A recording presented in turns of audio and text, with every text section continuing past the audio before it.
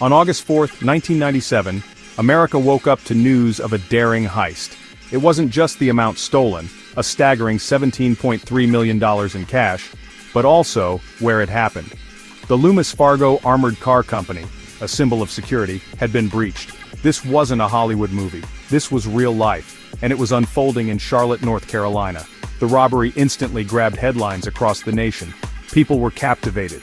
How could such a large sum of money vanish from a seemingly impenetrable fortress? Was it an inside job? The questions were endless, and the FBI launched a full-scale investigation to find the answers. The Loomis Fargo heist wasn't just about the money. It was about the audacity of the crime and the belief that even the most secure places could be vulnerable. It shook the public's trust and raised serious questions about security measures in place to protect valuable assets. As investigators dug deeper, they uncovered a tale of betrayal, greed, and shocking incompetence. The Loomis Fargo heist wasn't the work of seasoned criminals, but a group of ordinary individuals blinded by the promise of easy money. Little did they know their actions would have life-altering consequences. At the heart of the operation was David Gant, a vault supervisor at Loomis Fargo. Disgruntled with his job and lured by the prospect of wealth, Gant became the inside man. He teamed up with his former co-worker Kelly Campbell and her friend Steve Chambers, a small-time criminal with a knack for hatching elaborate plans. The plan was surprisingly simple. Gant would simply drive off with the money during his shift. On the fateful night of the heist, Gant loaded the cash into a rented van, leaving behind just $3.3 million because he ran out of room. He then met up with the rest of the crew at a secluded location. The loot, mostly in small bills, formed a massive pile, shocking even the perpetrators.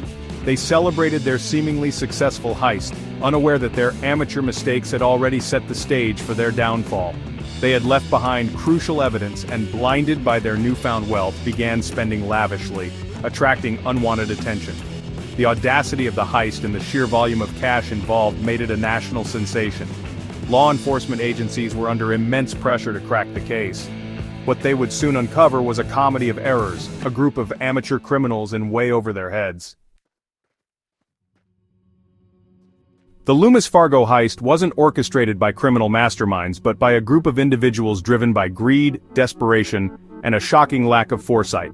David Gant, the disgruntled vault supervisor, became the unlikely mastermind, blinded by promises of a better life. Kelly Campbell, Gant's former co-worker, became an accomplice, drawn into the plot by her association with Steve Chambers, the real architect of the heist. Chambers, a charismatic but reckless individual, saw the Loomis Fargo job as his ticket to fortune. The crew also included a cast of colorful characters, each playing a role in the plot. There was Michelle Chambers, Steve's wife, who helped launder the stolen money, and several others who assisted in the aftermath of the heist. Their lack of experience and their inability to resist the temptation of sudden wealth ultimately led to their downfall.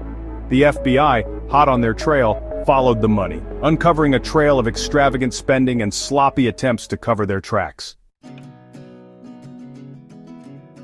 The Loomis Fargo heist, despite its initial success, quickly unraveled. The FBI, through meticulous investigation and a few lucky breaks, apprehended the culprits.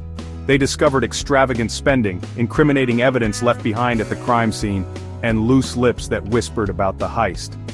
David Gant, after fleeing to Mexico with a portion of the money, was caught and sentenced to 7.5 years in prison.